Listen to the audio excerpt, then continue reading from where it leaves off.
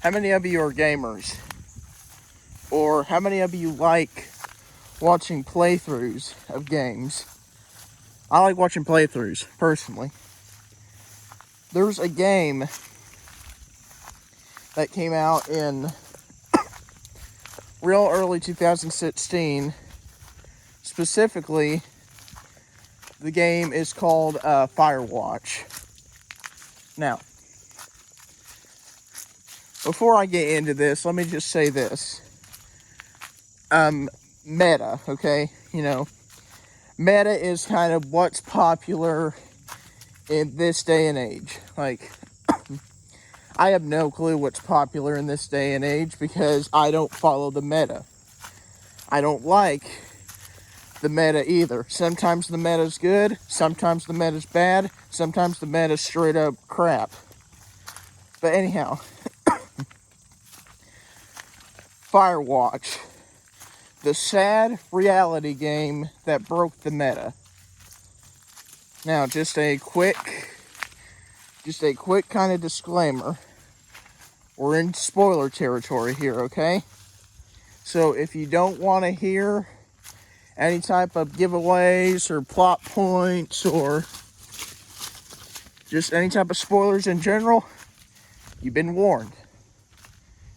Just, you know, if you don't want to hear it, click away from this now. Type in your search bar, Firewatch, full game, no commentary. I'm telling you, you watch games with commentary, you miss stuff. That's just how it is. But anyhow.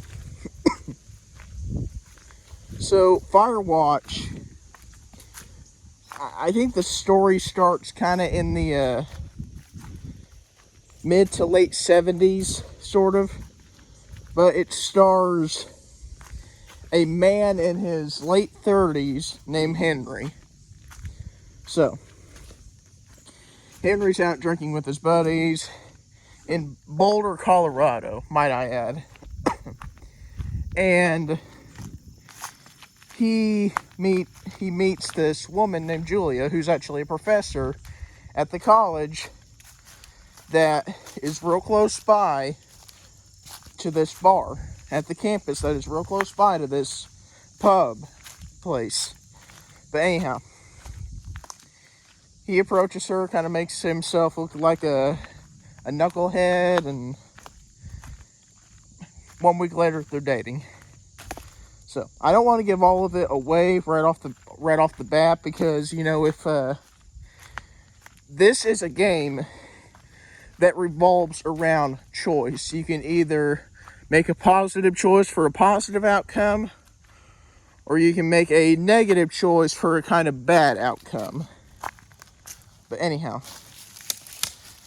I just straight up walked into that branch right there. Ay, ay, ay. But anyhow,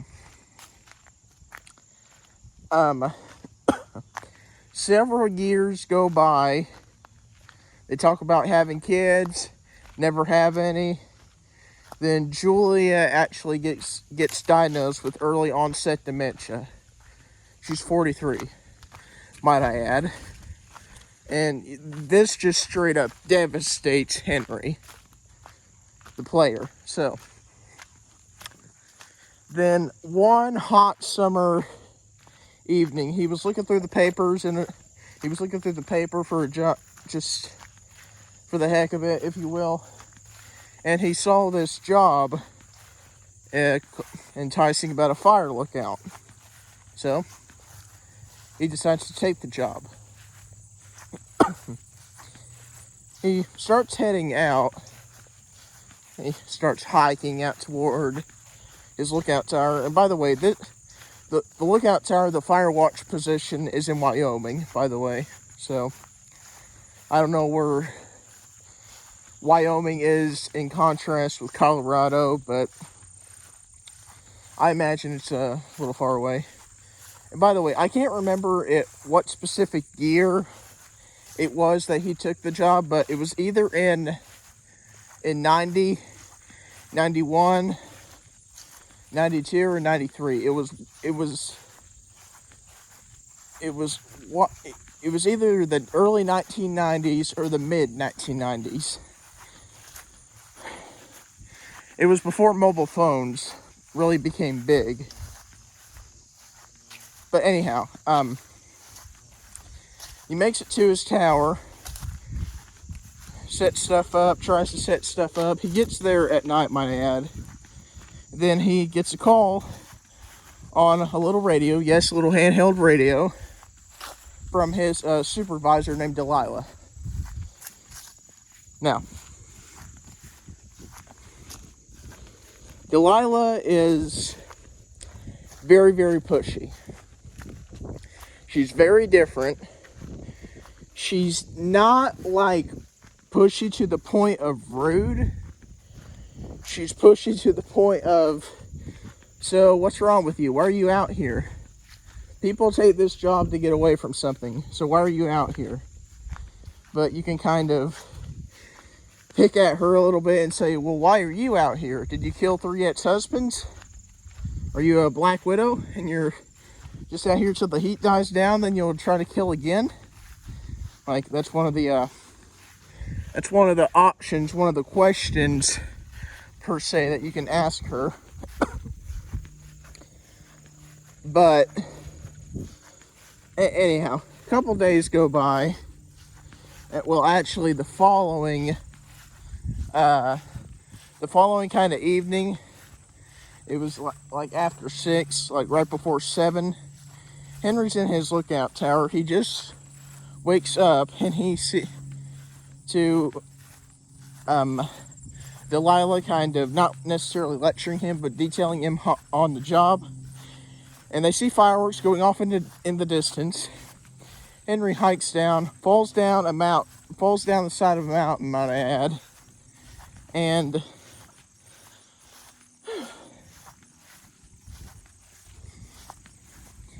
he goes to the lake, and sure enough, there's 2 girls out there, kind of chews them out a little bit.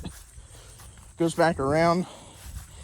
This is kind of mean, but you have the option to pick up their stereo and throw it into the lake, which is, once again, kind of mean. But, you know. So he makes his way back towards the lookout, like right as a thunderstorm's getting ready to go on. And he sees this, well, he's kind of down in this valley, and up probably, like, imagine if I was down in a valley right now. Like, up probably right in here to that tree, he sees this figure shining a flashlight on him. And he tells Delilah, hey, there's a guy out here that's kind of giving me the creeps a little bit. But she kind of plays with his paranoia a little bit, because the whole area that they're in is outside, as she puts it. But she kind of says, like, look, bumping into someone out here in the random is part of the fun. Bumping into someone at random out here is just part of it. So she kind of plays with his paranoia some there a little bit. He goes on. He finds that his tower is completely trashed. Like, trash. His typewriter got thrown out the window. Yes, he writes. But he's thinking, okay, who did this? Who exactly is out here? Because at this point, all he knows is that he's seen 2 girls and that man, that figure that was coming kind of off the side of the mountain. And by the way, keep that figure in the back of your head here as we move forward. So, a couple days go by, and Delilah gets a hold of Henry and tells him that was me, by the way. I hit the brim of my hat on the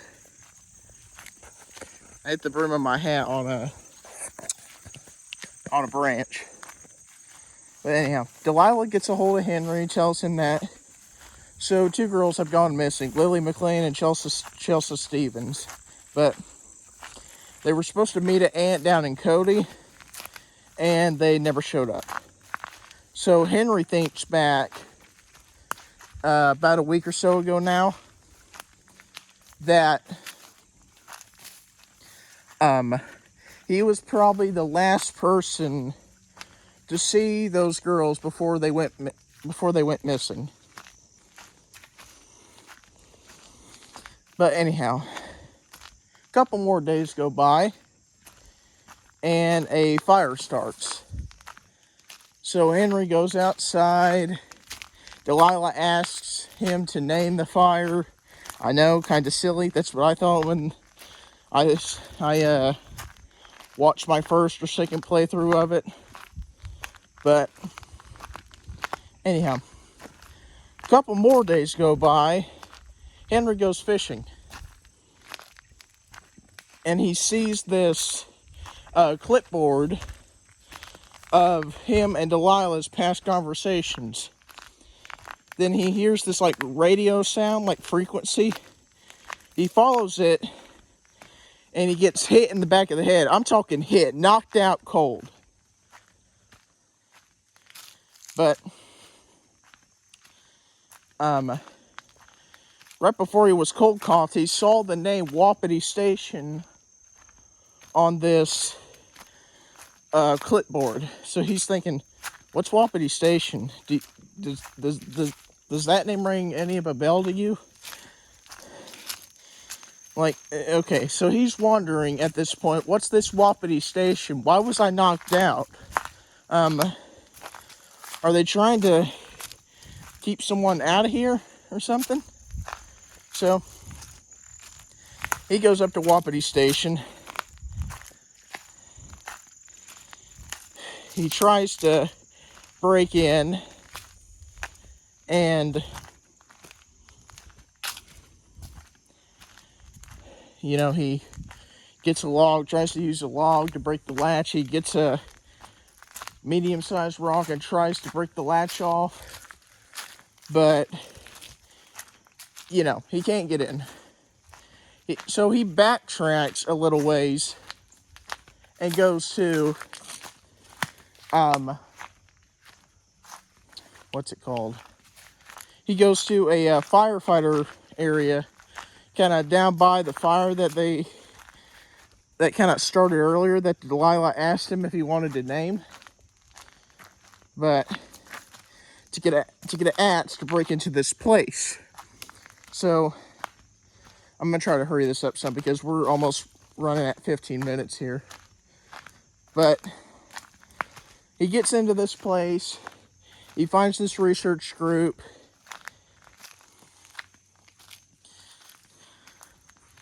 And he gets out, but not before taking a couple pictures.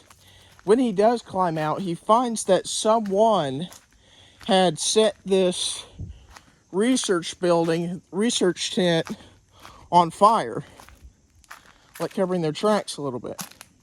Also, I wanted to mention this. 2 or 3 summers before Henry came out to do his post work and stuff, Delilah told him the story about a man and his son named Ned and Brian Goodwin. But that's one of the pieces that I've left out. But moving on here. What was that? Just heard something.